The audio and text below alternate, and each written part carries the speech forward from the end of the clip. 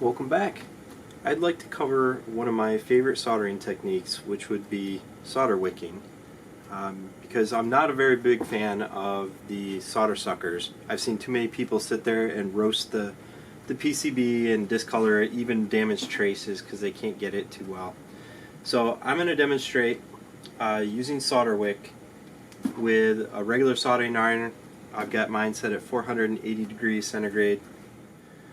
So anyway, here we go.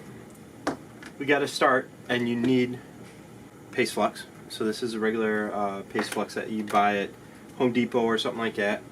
It's okay to use this kind of paste flux because what we're going to do is we're going to clean it after the fact with ethyl alcohol. So it's perfectly fine to use whatever flux you want. You just got to make sure that you clean the PCB afterwards. So this is going to be my demonstration board. I actually have a little transformer right here that kind of exploded. You can see it. And I need to pull it out. Let's see, it looks like it's a 10-pin transformer. Here we go. I'm going to start with a regular little piece of solder wick. And you can see this is how it actually comes off. It comes on a spool and it's compressed. So what we do is we just kind of squeeze it down, give it a little bit of space between the fibers until you have something that resembles this. And then, because solder conducts heat into the copper really well, you're going to need some pliers or a set of forceps. What we're going to do is we're going to go ahead and take that wick and we're going to just drape it in the paste flux, get it kind of sticky. Here we go. Okay, you can see these pins right here are all the pins for my transformer that I'm going to pull. First step is going to be clean the solder tip of your iron. So you want to make sure that the tip of your iron is nice and shiny. And we're going to start. Put the wick right next to one of your leads. You can see it turns silver as it bleeds right up the fibers. There you go. That pin is done. We'll move to the next pin. There it is. You can see it bleed right on up the solder wick. Actually, I can do this much faster. I'm kind of slowing it down for the camera. You can see all those holes perfectly clean, ready to drop out. Now I'm going to flip it over. We're going to use the other side. Temperature. There it goes.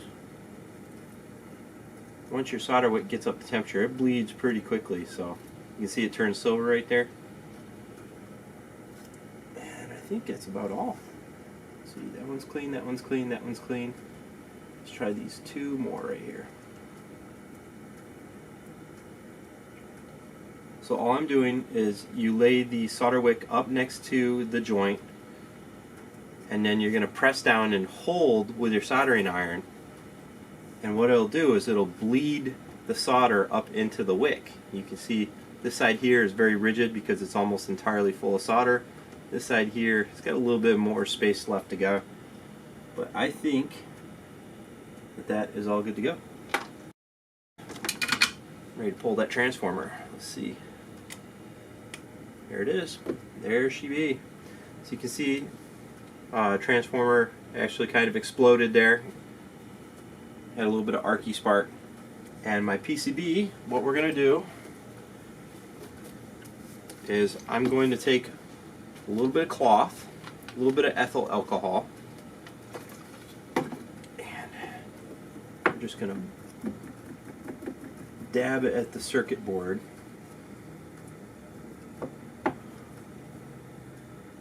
There we go.